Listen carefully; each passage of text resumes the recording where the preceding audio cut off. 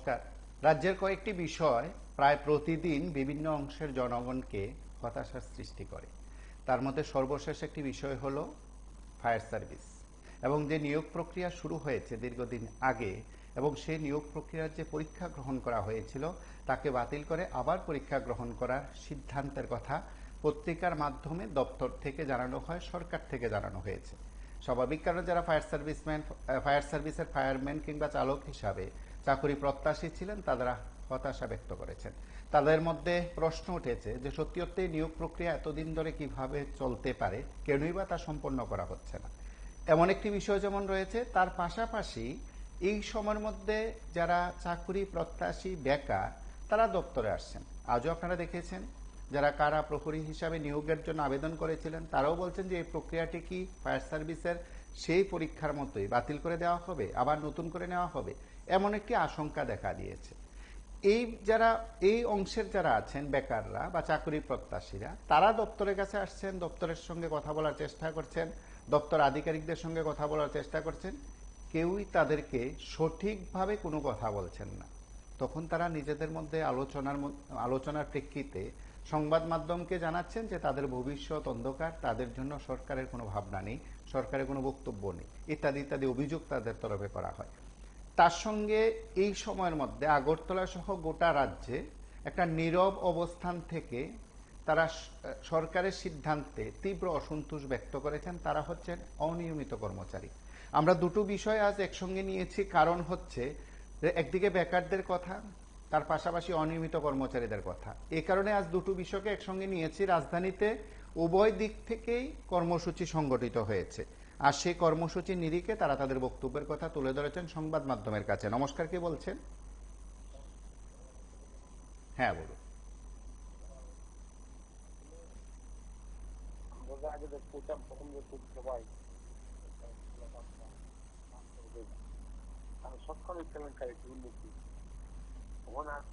বিভিন্ন অফিসে শিক্ষকরা ট্রেনিং করানো হয়েছে, পরীক্ষা দেওয়ানো হয়েছে, তারা চাকরি এত বছর চাকরি করতেছে, ওনারা পরীক্ষা কি আরম্ভ মাস্টাররা ওনারা পরীক্ষা দিবে, চাকরির মধ্যে যোগ্য আছে কিনা পরীক্ষা। সব দুর্নীতি আসলে আর কোনো কিছু না, মানুষের চিন্তা করা ঘোরার জন্য কারণ দেশটা আর কিছু নেই। মন্ত্রী মিনিস্টার এমএলএরা পাহাড় খান আর কিছু না, ব্যস্ত শেষ আন্দোলন করতে পারে না, পথে নামতে পারে না। আমরা আশা করি বামপন্থী সংগঠন দিকে নামতেছে, চাকরি কেলেঙ্কারি নিয়ে যে নামবো আরো আর স্ট্রং সামনে দিনে গ্রহণ করে। নমস্কার, ভালো থাকবেন।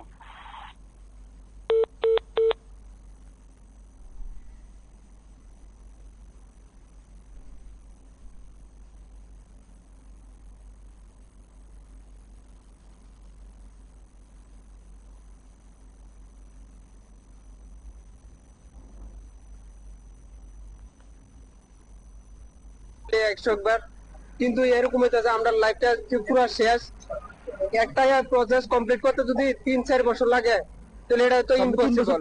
কি করে তো একটা বেকার লাইফ আছে, আমরা যদি ঘরে বসে থাকি আমরা জীবন কি চলবো? জীবন চলবে তো না, কিছু একটা তো প্রসেস দেখাইতে বা যে আমরা একটা কিছু করে খাওয়ানোর লেগে। এরকম আমরা বয়সটা কমতাছে না, দিনে দিন বয়স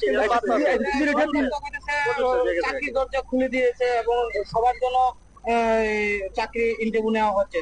তো আজকে এতদিন ধরে আটকে আছে, এই বিষয়টা তোমরা কিভাবে দেখতেছো? এতদিন ধরে আটকে রয়েছে এটা ঠিক আছে, আমরাও মানতেছি, কিন্তু যে প্রসেসটা চলতেছে এত ডিলে চলতেছে মানে আমরা তো আমরা একটা বেকার বলা পাই না, আমরা মাথার মধ্যে অনেক প্রেশার আছে, ফ্যামিলির প্রেশার আছে বা অনেক আমরা আর্থিক দিক দিয়ে প্রেশার আছে। আমরা তো এটা চিন্তা করতে হইব, তো সরকারও এটা চিন্তা করতে হইব আমরা কিছু একটা করে খাওয়ানোর লেগে। ঠিক আছে, কাজের সাথে কথার মিল আছে না? কাজের সাথে তো কোনোটাই মিল নাই। তাহলে একটা প্রসেস কমপ্লিট হইতো, কাজের সাথে যদি মিল থাকতো তাহলে একটা 1 বছরে কমপ্লিট করতে পারতো, কিন্তু 1 বছরে না করে ছেলেরা তারা 4-5 বছর লাগাইতেছে।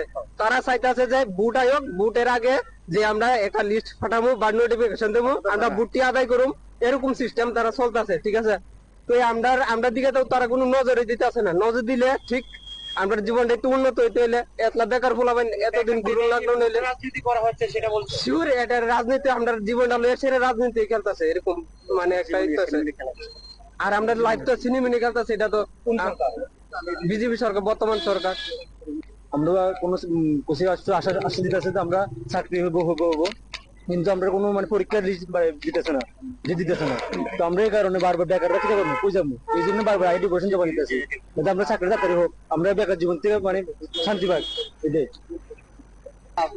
এখানে আমরা ক্যান্ডিডেট হনুমানজির জয় পোস্ট হ্যাঁ পোস্টটা আমরা দেখছি 12,000 মতো কত বছর ধরে এটা মিনিমাম 3 ইয়ার্স আমরা বারবার জমা এটা করতেছি যে আমরা যে 3 বছর হয়ে যেতেছে আমরা কোনো লিস্ট আউট দিতেছে না ফিজিক্যাল লিস্ট দিতেছে না আমরা টোকেন দিচ্ছি এটার মধ্যে আমরা শেষ এরপরে কোনো লিস্ট বাড়িতেছে না কিছু বাড়িতেছে তো আমরা পরীক্ষা লিস্টটা যদি বাইরে পরীক্ষাটা দিয়ে হলো আমরা রিটার্ন টেস্ট দিয়ে হলো তারপর আস্তে সবকিছু হোক এটাই করতেছি তারা তারা পেমেন্ট থেকে কাগজ আইবো তারপর পাস হইবো তারপর আমরা পরীক্ষা হইবো তারপরে আমরা লিস্ট আউট হইবো এমনিতে হয়ে যাচ্ছে আমরা এখন আমরা যে চাকরিটা আটকে রয়েছে তাড়াতাড়ি এটা সম্পূর্ণ মানে ফর্মটা যদি একজন তাড়াতাড়ি হয়ে যাক এটাই চাইতেছি আমরা আইসি আজকে আমরা ত্রিপুরা জেল ওয়ার্ডের ক্যান্ডিডেট 249 পোস্ট আমরা আজকে আইসি ডেপুটেশন দিতাম গত 1 বছর ধরে আমরা ডেপুটেশন দিতেছি বাট আমরা কোনো ফিজিক্যাল লিস্ট প্লাস আমরা এক্সামের কোনো ডেট কিছু দিছে না আমরা বারবার খালি একটাই কইতেছে যে আমরা এক্সাম কালকা পরশুকালে দিব তো অন্য কোনো আপডেট কোনো কিছু চাইতেছে না। নমস্কার, কে বলছেন? হ্যাঁ নমস্কার। চাকরির রাস্তায় হবেই তো স্বাগত বলেছিল আসার আগে বর্তমান কাগজ প্রতিষ্ঠিত হওয়ার আগে চাকরি দেবে বছর 50 চাকরি দেবে এখন দেখলাম 7 বছর হলো 17,000 কিছু তো এখন তো বেকার প্রলোভন গিয়েছিল না চাকরি দেবে বছর 50 চাকরি দেবে এখন হচ্ছে বলে তো সবাই রাস্তায় নেমেছে চাকরি হচ্ছে কোন ফোন ঢুকছে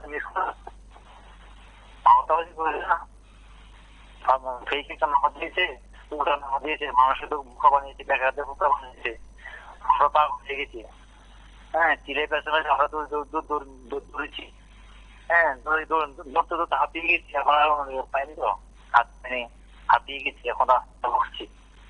হ্যাঁ চাকরির জন্য হবে তো এখন বুঝুক না দেখ কেমন লাগে মিস কর চাকরি বছর 50 চাকরি দেখ কেমন লাগে মানে তো কথা হচ্ছে কাজে প্রমাণ কথার সাথে কাজ যার কাজে মিলে যে কথার সাথে কাজে মিলে ওদের কি বলে বাট কথা কিছু বলে না একই কথা মানুষ বুঝছে এখন কেমন কে কেমন বুঝুক আরো বুঝবে মিস কথা কি লিঙ্ক ডায়াল করলে মিস করলে যে আগে ফোন করবে মিস করলে ওর নামটা সিরিয়ালে আগে হবে ও সুযোগ আগে পাবে আর মিস করার তো এখন 40 কোটি বা 40 কোটি মানুষের কর্মসংস্থান হবে কি করে 40 লাখ থেকে 40 কোটি হয়ে গেছে লোক সংখ্যা তো হবে কি করে এত লোক বেকার এত লোকের চাকরি কর্মসংস্থান ব্যবস্থা করবে কি করে সরকারের রান্না গ্যাস দাম বাড়ছে। হ্যাঁ তো হোক না ভালো কত দাও দেখুক আমরা দেখছি আরো দেখবো ভালো এটি বক্তব্য আমার।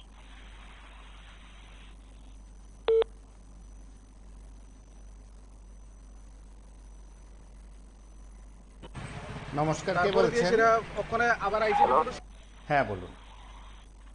দাদা আমি সাউথ থেকে বলছি যে পরিমাণে চাকরি দিয়েছে কনস্টেবল চাকরি এই চাকরিগুলা দেখা গেছে যে কৈলাস শহরে প্রচুর পরিমাণে টাকা লক্ষ লক্ষ টাকার বিনিময়ে চাকরি চাকরি দেওয়ার কথা বলেছে চাকরি কৈলাস শহরে একজন বিজেপি নেত্রী কাউন্সিলর তিনি জেল পুলিশে চাকরি করছেন তো কোনো ফাইলিং বা কোনো প্রসেসিং নেই এভাবে চাকরি করছে জয়েন করে চাকরি করছে কিন্তু দেখা গেছে রেল পুলিশের প্রচুর পরিমাণে ছাত্রছাত্রী পরীক্ষা দিতে বিভিন্ন ফর্ম ফিল আপ করেছে কিন্তু কোনো প্রসেসিং ছাড়া চাকরি করছে বাকিরা এভাবে হাই ইউজ করছেন এভাবে কি সরকার চলে না কিন্তু যারা বছর চাকরি দিয়েছে এটা পুরোপুরি সেজন্য বেকাররা তাদের পেটের দায়ে চাকরির অভাবে যারা বলে যে 50,000 চাকরি দিল, বছরে চাকরি না পাওয়া, তারা এখন আন্দোলন করছে। এটা ধরা যখন পিঠ যখন দেওয়ালে গ্যাস হতে হবে তখন সবাই নিজে থেকে স্বতঃস্ফূর্তভাবে আন্দোলন নামবে, এটাই বাস্তব। ঠিক আছে।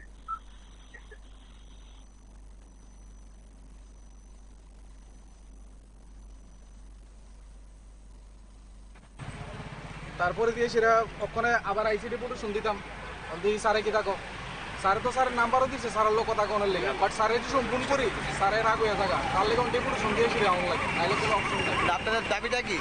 দাবি আমরা একটু থেকে আমরা ফিজিক্যাল লিস্টটা প্লাস আমরা এক্সাম ডেটটা যাতে শীঘ্রই তাড়াতাড়ি যাতে দেওয়া 7 দিনের ভিতরে যাতে আমরা যাতে এক্সাম ডেট যাতে দেওয়া, কারণ ফায়ার ব্রিগেডে দিয়ে ক্যান্সেল হয়ে থাকে। আমরা এটা কি দেবো, আমরা 2 বছর মানে এক্সাম হইতেছে না, তাহলে আমরা কই যাবো ওখানে, আমরা বেকাররা কই যাবো? ইয়ানো অনেকের আছে বয়স শেষ হয়ে থাকে, আমারও বয়স শেষ হয়ে যাবো আর 5-6 মাস, তো এরপর আমি আর আইতাম না, তখন আমরা কই যাবো? ইন্টারভিউটা কত সনে দিয়েছিলেন? 2022 ডিসেম্বরের 10 তারিখ। কতজন? টোটাল এমনি ক্যান্ডিডেট 12,000 মনে করো ফিজিক্যাল ক্লাস হইব, বাট এমনি পোস্ট হয়েছে 249 পোস্ট। এখন পর্যন্ত কতবার আসলেন ডেপুটেশন দিতে? আমরা টোটাল প্রায় 22-23 বার এসেছি। কি কয় এখান থেকে? এতে কইতাছে আজকা কালকা ক্যাবিনেট থেকে কাগজ আইব, এখান থেকে কাগজ আইব, আমরা কাগজ আটকে দিছে, তারপরে দিয়ে সেটা অন্য কোনো আপডেট আইতেছে না, আশা দিতেছে সবকিছুই কইতাছে, কিন্তু তারা এরকম বলার কারণটা কি হতে পারে এটা তো আমরা জানি না। কিন্তু আমরা তো স্যারের বারবারই কইতেছি যে স্যার আমরা এটা লিস্ট আউট কব হইব তোমরা এটা শীঘ্র হইব, কাল করবো, বুঝ হইব, এটা করতে করতে 1 বছর গেছে। গত 2024 জুন মাসের থেকে আমরা ডেপুটেশন দেওয়া শুরু করছি, বাট ওখানেও কোনো আমরা কোনো কোনো রেসপন্স আইছে না যে আমরা পরীক্ষা কব হইব, আসবো আমরা লিস্ট আউট করতেছে না, তাহলে আমরা কেমনে বুঝুম? তো আমরা ডক্টর মানিক সাহেব আর শান্তনা ম্যাডামের কাছে এটুকু অনুরোধ যে আমরা এটা যাতে একটু তাড়াতাড়ি করে লাগে, কারণ আমরা এটা 3 বছর ফারাক করে গেছে। 2022 রিপোর্ট হয়েছিল, অন্য কোনো এক্সামের কোনো ডেট কোনো কিছু আইছে না। Actually, মানে যতন খুলুমকা आं कक गोजाना मोसौगान कके जों 2022 डिसेम्बर 10 तारिख सेन्टार वार्डार आबो जों इन्टारभिउ माने जेल पुलिसनि आबो कोनो खोज खबर करे ए पर्यन्त प्राय 3-4 बছর रानिं सलि दङ जों बरक एबा ini खालायनाय आबा परीक्षानि কোনো অবশ্যই গरै মানে কোনো অবশ্যই ইয়াস আছে जों बु आसा दंनाय दिन पर दिन सिनि बयस थानाय दङ सिनि बेकार जीवन सिनि सेस आं एसुर बेकार जीवन जों अर दत्त कैंडिडेट दंनाय जतन सिनि जीवन लाइफ पूरा सेस दं आं बांगिनि आं सिनि माननीय मुख्यमंत्री डक्टर मान सारा जों सोंखयनाय सिनि सेंट्रल जेल मिनिस्टार सन्तोष सागबा जों सोंखयनाय सिनि परीक्षा दाखते 1 सप्ताह 2 सप्ताह बिसिम परीक्षा अंगन अंश जों आं थाय सागनि आनो कम ओर मुथुंगा जतन खुलुमका লড়াই করা ছাড়া শাসকের দৃষ্টি সেখানে আকর্ষণ করা যাবে না, শাসককে সিদ্ধান্ত নিতে বাধ্য করা যাবে না।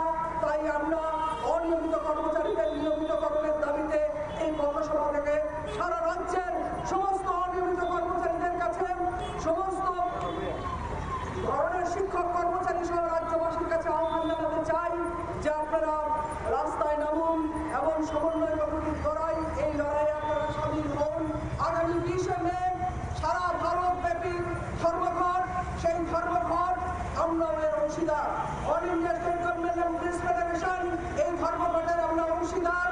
আমাদের অন্যতম মুখ্য দাবি 4টে শ্রম কোড বাতিল করতে হবে। শ্রমিকদের জন্য স্বাধীনতার আগে থেকে যে সুরক্ষা কবচগুলি ছিল 29টি শ্রম আইনকে এই তৃতীয়বার ক্ষমতায় এসে দেশের সরকার তারা পরিবর্তন করে 1 এপ্রিল থেকে 4টি শ্রম কোড লাগু করেছে। মুখ্য দাবি হচ্ছে এই 4টি শ্রম কোড পরিবর্তন করতে হবে।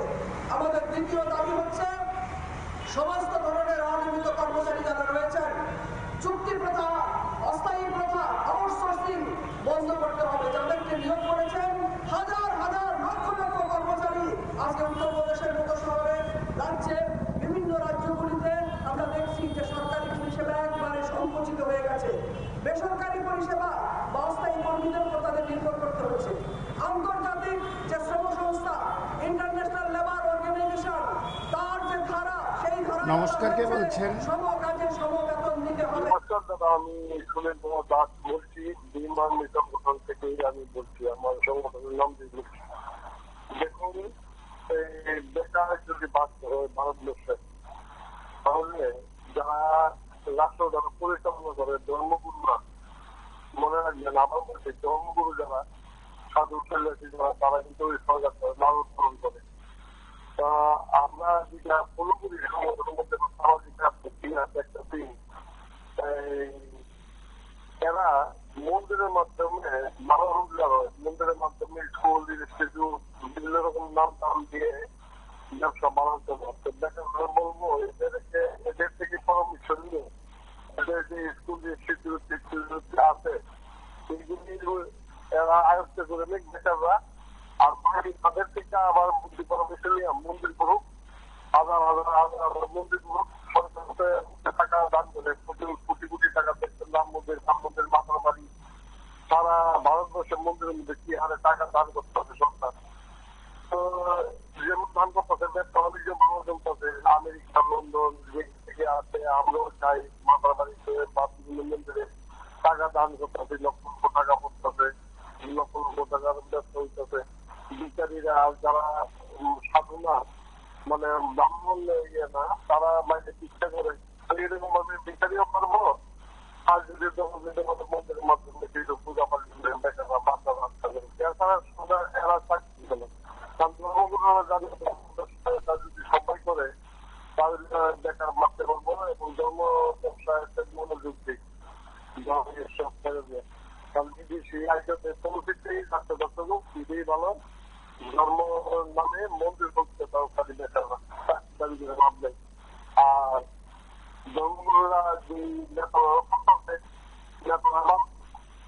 নেতাগিরি করে আর বেকাররা মন্দির করো, আমরা যারা মোটামুটি চলতে পারি আমরা যে আপনি মন্দিরে টাকা দিয়ে টাকা বাঁচতে পারবো সেইটাই বলো। আর কি বলবো, ভারতবর্ষটারে এরা শেষ করে যদি আছে এই আর্য ব্রাহ্মণরা বেকাররা বলবো এরা কাজে শুনে না, এদের আসলে সরকারের পেছনে দিকে লাভ থাকে না।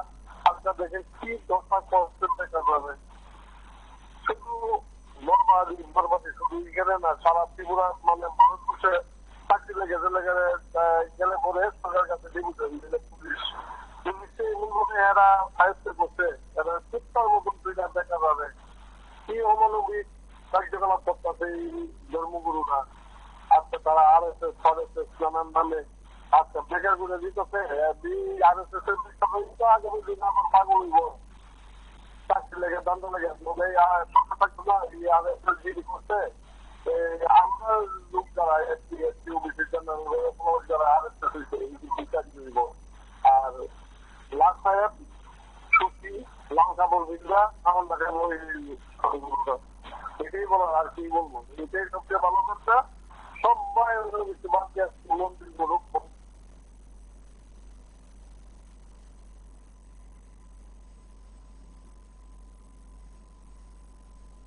বেতন দিতে হবে। সুপ্রিম কোর্টের রায়ে বলা হয়েছে যে সম কাজে সম বেতন দিতে হবে। আপনি একজন নিয়মিত কর্মচারী, আপনি আরেকজন অনিয়মিত কর্মচারী, দুজন কর্মচারী একই অফিসে একই স্কুলে তারা সমান কাজ করছেন, কিন্তু বেতনের ফারাক ভয়াবহ। কাজেই এটা তো হতে পারে না। আন্তর্জাতিক সংস্থার ধারা, সুপ্রিম কোর্টের রায়, দেশে আইন, সার্ভিস রুল ইত্যাদি রয়েছে। এই সমস্ত কিছুকে লঙ্ঘন করে দেশের সরকার, রাজ্যের সরকার যে ভয়ানক পরিণতির দিকে নিয়ে যেতে চাইছেন, এ রাজ্যের যুব সমাজকে আজকে নেশার সাম্রাজ্যে তারা হাবুডুবু খাচ্ছে, তাদের সামনে কোনো ভবিষ্যৎ নেই। এ থেকে উদ্ধার করতে গেলে পরে সমস্ত অংশের মানুষের জাগরণের দরকার, লড়াই করার দরকার। এই জায়গায় দাঁড়িয়ে সেই লড়াই আমাদের লড়তে হবে। আপনারা জানেন যে কেন্দ্রীয় সরকার 8ম কেন্দ্রীয় বেতন কমিশন গঠন করেছেন জানুয়ারি মাসে, এবং সেটা 2026 সালের 1 এপ্রিল থেকে তার মেয়াদ। আমরা জানি যে আমাদের দেশের 4টি রাজ্য, নমস্কার, কে বলছেন? কেরালা, কর্ণাটক, অন্ধ্রপ্রদেশ। হ্যালো, হ্যালো, কথা বলুন। স্যার আপনাদের মাধ্যমে তো আমরা কথা বলে বিচারটা ঠিক আছে, কিন্তু আজকে যে ঘটনাটা দেখলাম আপনাদের ক্যামেরার মাধ্যমে আর কি, এটা হওয়ার কথা ছিল না আর কি। এই প্রতিশ্রুতি 2018 আগে দিয়েছিল, সেই জায়গাতে তো এখন তার ধারে কাছেও নাই। তারপরেও আমাদের মাননীয় মুখ্যমন্ত্রী প্রাক্তন 7 বছরের প্রাক্তন 7 বছরের মধ্যে 2জন মুখ্যমন্ত্রী, এর মধ্যে প্রাক্তন যিনি আছেন আর বর্তমানে যিনি আছেন হয়তোবা ত্রিপুরাবাসী ভেবেছিল যে প্রাক্তন থেকে বর্তমান অনেকটা ভালো হবে, কিন্তু দেখলো যে আগেরাও এমনি যায়, ফিচারাও এমনি যায়। এরকম হচ্ছে অবস্থা। আমরা গ্রামেগঞ্জে আমরা বয়স্ক যে মানুষজন, দাদা জেঠু, তাদের সাথে এইসব কথাগুলি শুনি আর কি। ঠিকই, ব্যতিক্রম না, এটাই সঠিক, এটাই হওয়ার কথা এবং এটাই হবে। তারা মাননীয় মুখ্যমন্ত্রী আজকে দুদিন খুব ভাষা কর্মসূচি, আপনাদের আজকে আপনার পত্রিকা আমরা পাইনি,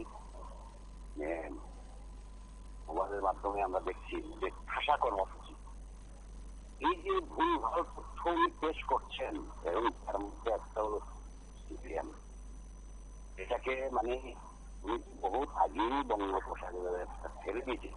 এখন নতুন করে আজকে 2 বছরের মধ্যে সংসদ ভবনের পর আর কি বেশি বেশি করে এটাকে নিয়ে কথা বলছেন। আরে এটা দিয়ে তো ভরবে না। যেটা যে আমাদের রাজ্যের যে বেকার ভাই বোনেরা আছে তাদের কি যেভাবে উচ্চভাবে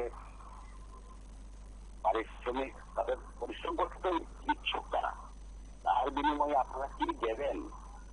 পারিশ্রমিক দেবেন, ওই হিসাবে আপনারা কর্মসংস্থানের ব্যবস্থা করুন। এটা না করে ভুলভাল তথ্য দিয়ে মানুষকে ভাবিয়ে রাখছেন, এটা তো ঠিক না। আমরা আপনাদের মাধ্যমে, এটাই একমাত্র মাধ্যম, জীবিত মাধ্যম। আপনাদের মাধ্যমে আমরা কথা বলি, কথা বলার পরে হয়তো আংশিক কিছু কাজ হয়, সম্পূর্ণ কাজ হবে কিনা জানি না, তবে এটা বলবো 1 ভোট 1 দেশ, সব ঠিক আছে, 1 দেশ 1 বেতন, এটা তো স্বীকার করে না, এটা তো স্বীকার করার দরকার না, করবে না। আমার পূর্ববর্তী বক্তা একটু আগে যেটা বলছেন ওনার সাথে আমিও সহমত পোষণ করছি স্যার, এটাই বলার ছিল।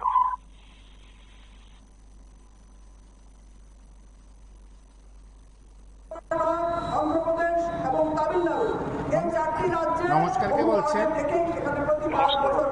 বলছি কর্মীরা রাজপথের রাস্তার মধ্যে থমকে গেলেন। আসলে সরকারের ভাবমূর্তিটি খুবই খারাপ। তারা কিন্তু বলেছিল মিছিল, মিটিং, আন্দোলন, কর্মসূচি কোনো কিছুই লাগবে না, সেটা প্রক্রিয়াগত ভাবে হয়ে যাবে। কিন্তু এই সরকার আসলে কথার কাজের সাথে কোনোটাই এখন পর্যন্ত মিল নেই। সর্বক্ষেত্রে এখন পর্যন্ত যায় চাকরি দিয়েছে সরকার, কিন্তু তাদের থেকে অনেক লড়াই, আত্মত্যাগ, বলিদান দিয়ে কিন্তু মানুষ বেকাররা কিন্তু চাকরি আদায় করে নিয়েছে। কারণ পুলিশ তো আন্দোলন করার পরিপ্রেক্ষিতে কিছুদিন আগে কিছু নেটের মাধ্যমে তাদের ঘোষণা করেছে, কিন্তু আসলে ওই সরকারের ভাবমূর্তিটা কোথায়? বেকারের সাথে যে কাজ করার কথা আমরা এই সব শুনে আমরা বলি যে মানসিকতা নেই, কিন্তু তাদের অ্যাডভার্টাইজ কিন্তু কোর্টে ঘামতি নেই, তাদের মিথ্যা প্রতিশ্রুতি, মিথ্যাচার আর কোর্টে নাই। অনিয়মিত কর্মচারীদের নিয়মিত করার কথা, কিন্তু তাদের কথা কিন্তু সবটি সমস্ত কথা কিন্তু এই রাজ্যে যাই এখন বেকার আন্দোলন করছে, কিন্তু তাদের কথা কিন্তু তারা তাদের কথা কিন্তু এই ত্রিপুরা রাজ্যে মানুষের সাথে কোমরে রাখতে পারেনি। নিয়মিত কর্মচারীকে নিয়মিতকরণ করার কথা, তাদের কর্মচারীকে নিয়মিতকরণ করার কথা, তাদের সর্বশিক্ষা শিক্ষকদের নিয়মিত করার কথা, তাদের 330কে স্থায়ী সমাধান করার কথা, তাদের ঘরে ঘরে রোজগার দেওয়ার কথা, কিন্তু তাদের সর্বক্ষেত্রে কিন্তু আসলে সরকার কি বলবো, সরকার সম্বন্ধে কিন্তু মানুষ, আমরা যখন প্রতিবাদ করতে হবে, বৃহত্তর প্রতিবাদ না করলে কিন্তু হবে না। কিন্তু সারা ত্রিপুরা রাজ্যে সমস্ত শ্রমজীবী মানুষের কর্মহীন হয়ে গেল, কিন্তু এই সরকারের কোনো তোয়াক্কা নেই। কিন্তু যারা রেগার কাজ, শ্রমজীবী কাজ করে রয়েছে, মার্চ মাস গেল, এপ্রিল মাসে আসলো, নতুন বছর আবার সূচনা হবে, কারণ নতুন পয়সা আসবে। কিন্তু এই সরকার যে মানুষের শ্রমজীবী মানুষকে টাকা দেওয়ার একটা ব্যবস্থা করার কথা ছিল, কিন্তু সেটাও কিন্তু ভাবমূর্তি করে। কিন্তু ব্লকে কিন্তু মানুষ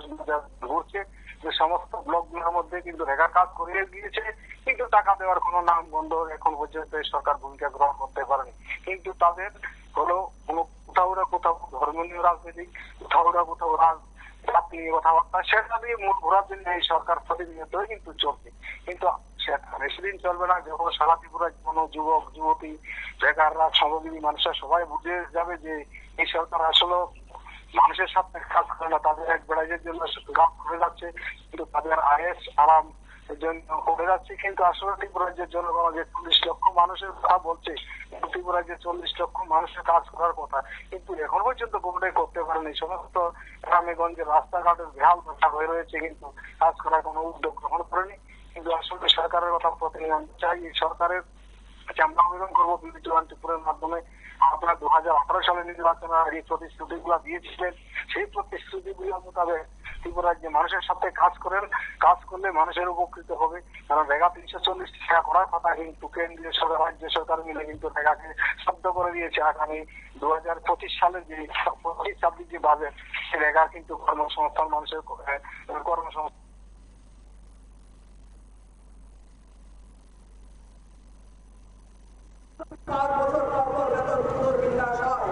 বেতন পুনর্বিন্যাস হলে সমস্ত ধরনের কর্মচারীদের বেতন বাড়ে, কিন্তু বাকি রাজ্যগুলোতে সেখানে কেন্দ্রের মতো 10 বছর পর বেতনগুলো পুনর্বিন্যাস হয়।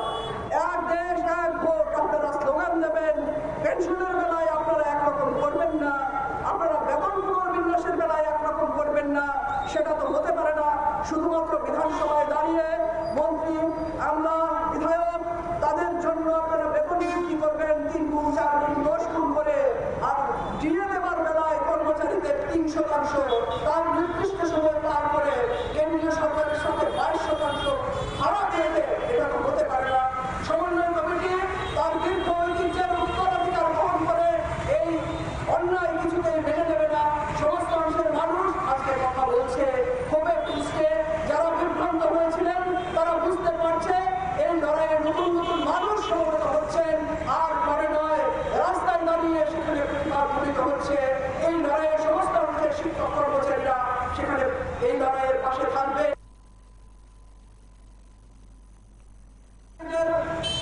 নিয়মিতকরণের দাবিতে এবং রাজ্যে 8ম বেতন কমিশন গঠনের দাবিতে আজকে আমরা বাধ্য হয়ে পথসভায় মিলিত হয়েছি।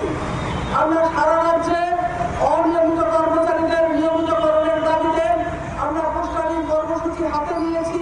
সারা রাজ্যে তাদের নিয়মিত করবার জন্য বিশেষ করে পূর্বতন বামপন্থী সরকারের সময় যে 6টি নির্দেশনামায় অনিয়মিত চুক্তি প্রথা, outsourcing, daily rated worker, contingent কর্মী, ক্যাজুয়াল ওয়ার্কার, তাদের যে নির্দিষ্ট সময় অন্তর নিয়মিত হওয়ার যে সুযোগ ছিল, আমরা লক্ষ্য করলাম যে 2018 সালের আগস্ট মাসে বর্তমান যে বিজেপি জোট সরকার ক্ষমতায় রয়েছে, তারা পালা বদলের পর একটা কলমের খোঁচায় সেই 6টি নির্দেশনামা বাতিল করে দিয়েছে। আজকে হাজার হাজার অনিয়মিত কর্মচারী তারা নির্দিষ্ট সময় পেরিয়ে গেলে পরেও তারা নিয়মিত হতে পারছেন না। আমরা জানি আগে তো অনিয়মিত কর্মচারী ছিল না। সরকারি প্রশাসন, সরকারি পরিষেবা তার একটা সুনির্দিষ্ট নিয়ম আছে, সার্ভিস রুল আছে, সরকার পরিচালনার জন্য দেশে সরকার আছে, রাজ্যে সরকার আছে, কিন্তু আমরা লক্ষ্য করলাম যে একটা সময়ে সেখানে সেই সমস্ত নিয়ম লঙ্ঘন করে যেন তেন প্রকারণে অর্থ দপ্তরের অনুমোদন বাদ দিয়ে সেখানে অনিয়মিত কর্মচারী নিয়োগ করা হচ্ছে। অফিসারদের মর্জি মতো, মন্ত্রী আমলাদের মর্জি মতো সেখানে যাকে সম্ভব সেখানে কোনো রকম তাদের নিরাপত্তা নেই, সামাজিক নিরাপত্তা নেই, চাকরির নিরাপত্তা নেই, এমন কাজে তাকে নিয়োগ করতে বাধ্য করা হচ্ছে। আমরা দেখেছিলাম যে 88 থেকে 93 হ্যাঁ বলুন। বলছিলাম যে ত্রিপুরা পুলিশ কনস্টেবল নিয়ে কিছু কইতে আসলাম। বলুন। যে রিক্রুটমেন্টটা যে গেছে, তো এটার মধ্যে ভালো কথা, রিক্রুটমেন্টটা নোটিস মেরিট লিস্ট আসছে 3 তারিখ, 1000 জন চাকরি পেয়েছে, ভালো কথা। এর মধ্যে যারা ইন্টারভিউ দিয়েছিল, আমিও এর মধ্যে একজন হই, 6000 ক্যান্ডিডেট দিয়েছিলাম আমরা পাইবা, কিন্তু যারা চাকরি পেয়েছে তারা শুধু মার্কটি দেখতে পাচ্ছে, যারা চাকরি পাইছে না, যেমন লাইক আমিও পাইছি না, কিন্তু আমি এক্সামের মধ্যে কত সিকিউর করতে মার্ক কেউ বুঝতে পারতেছি না আমরা। এটাই আর কি। তো কিভাবে বুঝবো যে আমরা কত রিটার্নে কত মার্ক পাইছি, ফাইবারতে কত পাইছি, এটা দেওয়া খুবই দরকার। সরকার বোঝারও দরকার আছে না এই কত লেগে পাইছি না চাকরি এই বিষয়ে। তারপর আরো যেমন একটা রিক্রুটমেন্ট 3 বছর লাগাই দিতে আছে তারা, যেমন 22-এ আমরা এটা দিবি। তারপর মাননীয় মন্ত্রী, পরিবহন মন্ত্রী কইছিল অগাস্ট মাসে 2024 আরো 916টা নিব, এটা তাড়াতাড়ি নেই, কেননা আমরা জেনারেল ক্যাটাগরি থেকে বিলং করি। এই রিল্যাক্সেশন হয় না। তো একটা প্রসেস যদি এত লেংথি প্রসেস হয়, 3 বছর লাগে, তাইলে আমরা শুধু একটা ইন্টারভিউ শুধু দিতে পারলাম আর কি। আমরা এই যে, তো এটা তো ঠিক না, তাড়াতাড়ি নেওয়ার লাগে আর কি, যদি আপনারা সংবাদ মাধ্যম দিয়ে পাওয়া যায় তার লাগে। নমস্কার।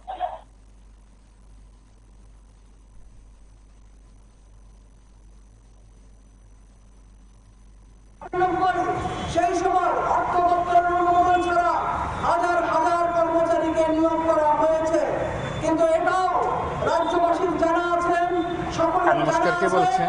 যে 93 সালে বামপন্থী সরকার। হ্যাঁ বলুন। এখন কি লাইভ চলছে? লাইভে আছেন আপনি? হ্যালো, লাইভে আছেন? বলছি যে এতদিন পর্যন্ত যে আমাদের প্রসেসটা নিয়ে যে 2 বছর ধরে আমাদের যে রিটার্ন এক্সামের রেজাল্ট পাবলিশ করেনি, এখন আফটার 2 ইয়ার 3 মান্থ পরে আমাদের কাছে একটা 2-3 পেজের একটা নোটিফিকেশন দিয়ে বলছে আবার এক্সাম দেওয়ার জন্য। আমি এটাই বলতে চাই যে আমাদের এখন যে মাননীয় সিএম ডক্টর মানিক স্যার এবং যে আইপিএস আইএস যে বড় বড় অধিকারীরা আমাদের এই বোর্ডের মানে সবকিছু প্রসেসগুলো দেখছে, তারাও নিশ্চয়ই কোনো ভালোভাবে এক্সাম ক্র্যাক করে, যে আইপিএস হয়েছে উনিও মিস ফিলিং ক্র্যাক করে এখানে এসেছে। ডক্টর মানিক স্যার তারও বড়, তিনি প্রফেসর ছিল, তাহলে তিনিও এমবিবিএস করেছে, অনেক ভালো এক্সাম দিয়েছে, তারপর এগুলো করেছে। তাহলে আমাদের কথা এটাই, তাদের যদি ঠিক এমন ভাবে যদি বলা হতো কিছুদিন পরে যে এক্সাম ক্যান্সেল হয়ে গেছে, তোমাদের পুনরায় এক্সাম দিতে হবে, তাহলে তারাও কি ঠিক এভাবেই বসে থাকতো আমাদের মতো? ওটা কি দেখছি আমি একটু জানতে চাই, কারণ আমাদের বেকারদের নিয়ে যেভাবে নিমিনিকা হচ্ছে, আজকে 3 বছর ধরে আমরা ডেপুটেশনের উপর ডেপুটেশন দিচ্ছি, বাট রেজাল্ট আলটিমেটলি 0, আর রেজাল্ট এখন আমাদের কি যে পুনরায় এক্সাম দিতে হবে। তাহলে আগের কি এক্সাম কি হয়েছিল? এটা কি এক্সাম হয়নি নাকি অন্য কিছু ছিল?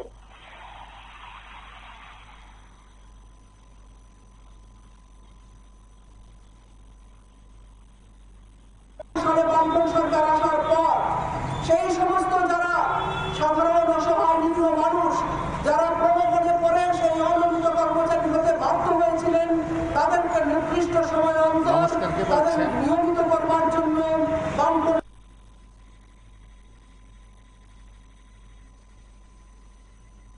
হ্যালো,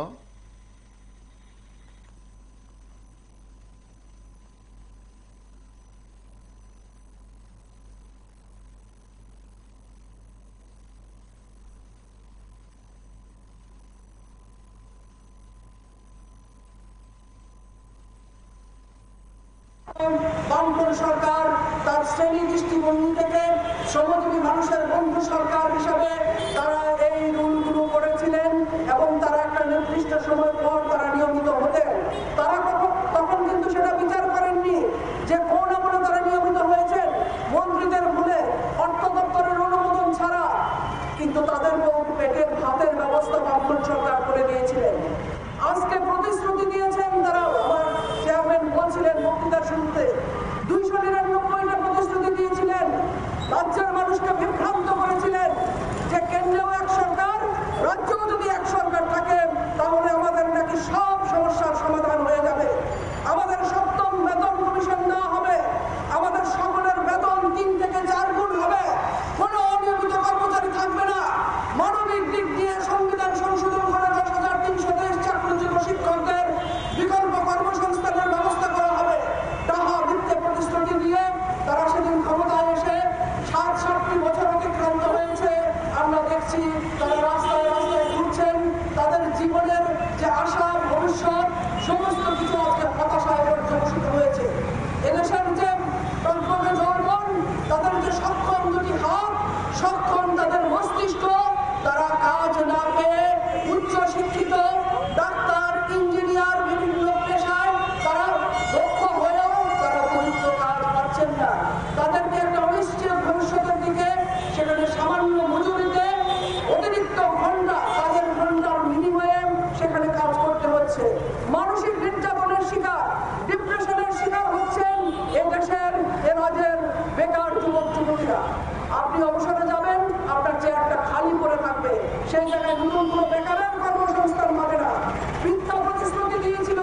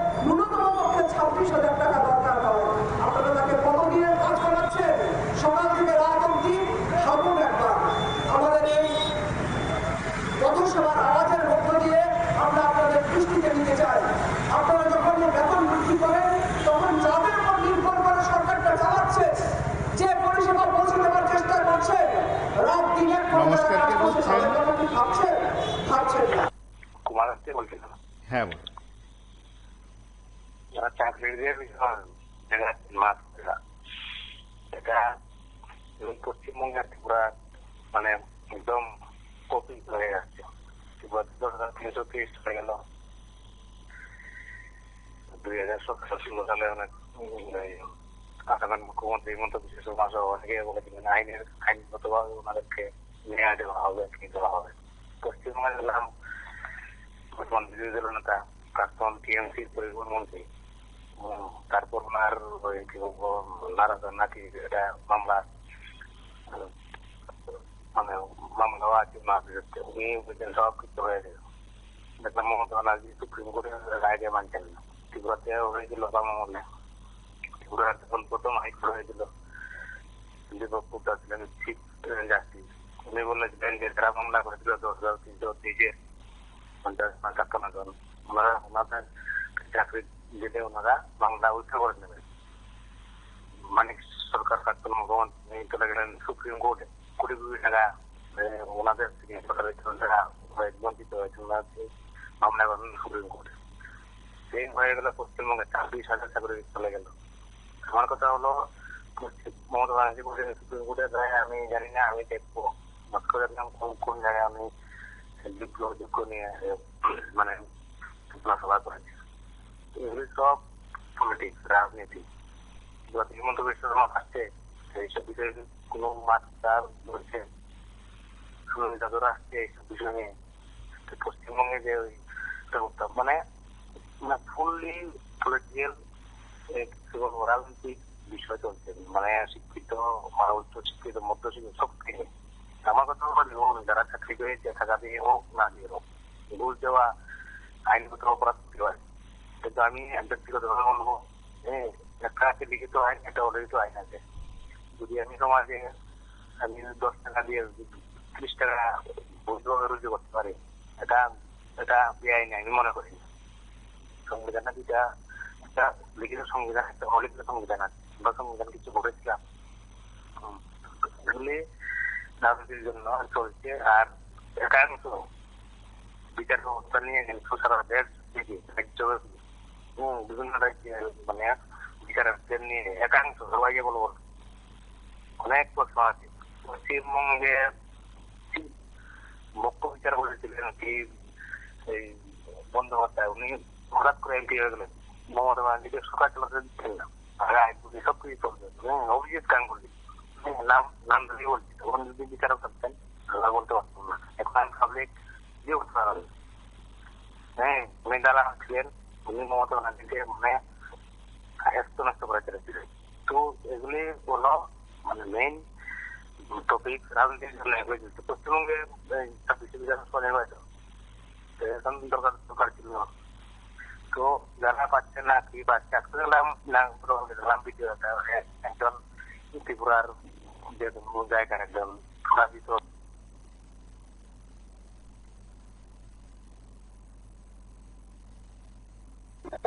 থাকছেন না। এভাবে হয় না, এভাবে একটা শ্রেণী সরকারের যে দৃষ্টিভঙ্গি সে কোন শ্রেণীর পক্ষে কাজ করে সেটা বোঝা যায়। আমাদের দেশের যে কর্পোরেট তাদের জন্য দেশের সরকার কাজ করছে, আর তার অবলম্বন করছে আমাদের রাজ্যের সরকার। আমরা তীব্র বিরোধিতা করছি এবং অনিয়মিত নিয়মিত করবার জন্য আমরা আহ্বান জানাচ্ছি। হ্যাঁ বলুন। দেখুন, বর্তমানে যে সরকার চলছে এই অবস্থা দেখাদের সর্বনাশ। তারা শুধু কিছু রাস্তাঘাটের কাজ করছে, মাঝে মধ্যে কিছু ট্রেন করছে, কোটি কোটি টাকা প্রত্যেক দিন দেখা যাবে দুর্নীতি, কোটি টাকা, এত কোটি টাকা, এত কোটি টাকা। অথচ এটাও একটা দুর্নীতি যে বেকারদের থাকা সত্ত্বেও নিয়োগ করা হচ্ছে না, বেকারদের সর্বনাশ করছে। বেকারের শত্রু এই সরকার, বেকারের শত্রু পরিষ্কার ভাষায়। কাজেই এইটা আন্দোলন শুধু এখানে নয়, 1975 সনের যে আন্দোলন থেকে হয়েছিল ত্রিপুরা রাজ্যে সেইভাবে হইতে হবে, তাইলেই সম্ভব হবে। এটাই আমার বক্তব্য। নমস্কার।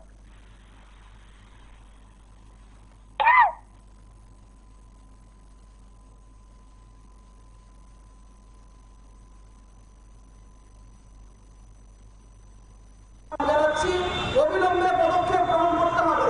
বামফ্রন্ট সরকারের সময়ে যে 6টি নির্দেশনামা আপনারা বাতিল করেছেন তাকে পুনরায় চালু করতে হবে। অনিয়মিত কর্মচারীদের জন্য মেডিকেল অ্যালাউন্স ঘোষণা করতে হবে। তারা অসুস্থ হলে তাদের ছুটি ছাড়া নেই, তাদের কাজের ঘন্টা অনেক বেশি। এই সমস্ত দিকগুলো বিবেচনা না করে একটি স্বাধীন দেশের সরকার বা আমরা এর নাগরিক এটা আমরা বলতে পারি না। আজকে আমাদের গর্ব আমরা করতে পারি না একটি স্বাধীন দেশের নাগরিক হিসাবে, রাজ্যের নাগরিক হিসাবে। এই রাজ্যে একটি সরকার রয়েছে, এই সরকার কাছে আমরা অনেকবার আমরা কথা বলবার চেষ্টা করেছি, আমাদের জন্য সময় তাদের পাই না। সরকার স্বীকৃত সংগঠন, সেই সংগঠনের কথা তারা শুনতে চাইছেন না। আমরা চিঠি দিয়েছি, তারা কথা শুনতে চাইছেন না। সংগঠন করার অধিকার ফায়ার সার্ভিসে সেখানে কেড়ে নেওয়া হয়েছে। কোনো সমস্যা হলে, দাবি হলে তারা কর্তৃপক্ষের কাছে সেই দাবি তারা জানাতে পারবেন না। এরকম ভাবে গলা টিপে মানুষকে দম বন্ধ করে সেখানে গণতন্ত্রের ধ্বজা পুরানো যায় না। বুঝে বলবেন গণতন্ত্র, কিন্তু আসলে সবটাই ষড়যন্ত্র এবং এটার মধ্যে দিয়ে সেটা সরকারের যে পরিচয় সেটা আমরা পেয়ে গেছি। স্বাভাবিকভাবে সমস্ত অংশের মানুষের কাছে আমরা আহ্বান রাখছি, আপনারা জেগে উঠুন এবং এর বিরুদ্ধে লড়াই করুন। আগামী যত কর্মসূচি আছে সেই সমস্ত কর্মসূচিগুলিতে সফল করবার জন্য আপনারা ভূমিকা গ্রহণ করুন। আরো বেশি বেশি করে নিয়মিত এবং অনিয়মিত কর্মচারীদের আমাদের পাশে। ত্রিপুরা কর্মচারী সমন্বয় কমিটি আমরা অনিয়মিত কর্মচারীদের নিয়মিতকরণ এবং 8-21 যে কেন্দ্রীয় সরকার ঘোষণা করেছে জানুয়ারি মাসে, সেটা লাগু হবে 2026 জানুয়ারিতে। এটা আমার ত্রিপুরা রাজ্যে অনতিবিলম্বে ঘোষণা করার জন্য আমরা দাবি জানাচ্ছি। আমরা লক্ষ্য করছি যে ত্রিপুরা যে জোট সরকার আসার আগে 299টি তারা ভীষণ ডকুমেন্ট ঘোষণা করেছিলেন। এই ডকুমেন্টের মধ্যে ছিল সমস্ত ধরনের ত্রিপুরা রাজ্যে অনেকগুলো দপ্তর আছে, সেই দপ্তরে প্রায় 40,000 অনিয়মিত কর্মচারী আছে। সেই অনিয়মিত কর্মচারীদের তারা নিয়মিত করবে। ত্রিপুরা রাজ্যে একজনও অনিয়মিত কর্মচারী থাকবেন না। এটা কেন্দ্রীয় সরকারের বিভিন্ন মন্ত্রীরা এসে ঘোষণা করেছিলেন, বিভিন্ন রাজ্যের বিভিন্ন মুখ্যমন্ত্রী এসে ঘোষণা করেছিলেন, তাদেরকে নিয়ে রাজনৈতিক আন্দোলনও করেছিলেন, আমরণ অনশনে বসেছিলেন, ধর্ণা দিয়েছিলেন, বিভিন্ন বক্তব্য রেখেছিলেন। কিন্তু আমরা লক্ষ্য করলাম তাদেরকে নিয়মিত করা হচ্ছে না। 4 মাস পর 2018 সালের 1 আগস্ট এই রাজ্য সরকার সার্কুলার দিয়ে বামফ্রন্ট সরকারের আমলে যে নীতি ছিল 10 বছর পূর্ণ হলেই নিয়মিত করা হবে, সেই সার্কুলারকে বাতিল করে তার নতুন সার্কুলার করলেন অনিয়মিত কর্মচারীদের নিয়মিত করা হবে না এবং ত্রিপুরা রাজ্যে কোনো অনিয়মিত কর্মচারী আর নিয়োগ করা হবে না। আমরা লক্ষ্য করলাম তারা যেখানে ঘোষণা দিয়েছিলেন যে আমরা একজনও অনিয়মিত কর্মচারী রাখবো না, আর সার্কুলার করে বাতিল করে দিলেন। বামফ্রন্ট সরকার 17 সাল অব্দি প্রায় 25,000 অনিয়মিত কর্মচারীকে নিয়মিত করে গেছে। এই সরকার সার্কুলার দিয়ে এই কর্মচারীদের অস্বীকার করলেন নিয়মিতকরণের জন্য। আমরা শুধু এটাই লক্ষ্য করলাম না, আস্তে আস্তে ত্রিপুরা রাজ্যের মধ্যে এই অনিয়মিত কর্মচারীদের দিয়ে কাজ করাচ্ছে।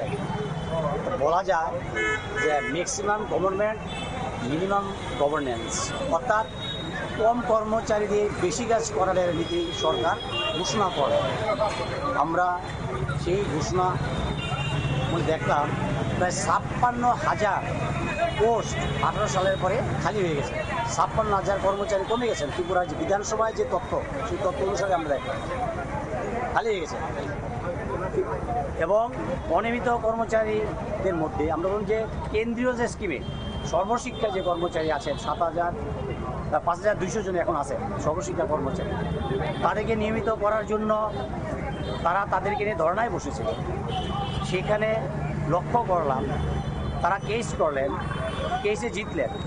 জেতার পরে রাজ্য সরকার তাদেরকে সেই নিয়মিত করার পরিবর্তে তাদেরকে সেখানে সুপ্রিম কোর্টে তারা এসএসসি দাখিল করে রাজ্য সরকার কেস করলেন যাতে চাকরি দিতে না হয়। আমরা লক্ষ্য করছি বন দপ্তরের ৩৫ জন, জায়গা প্রকল্পের ৬৬৮ জন এবং বিভিন্ন জায়গায় অঙ্গনওয়াড়ি ও তাদের সহায়িকা এবং মিড ডে মিল ও তাদের সহায়িকাদের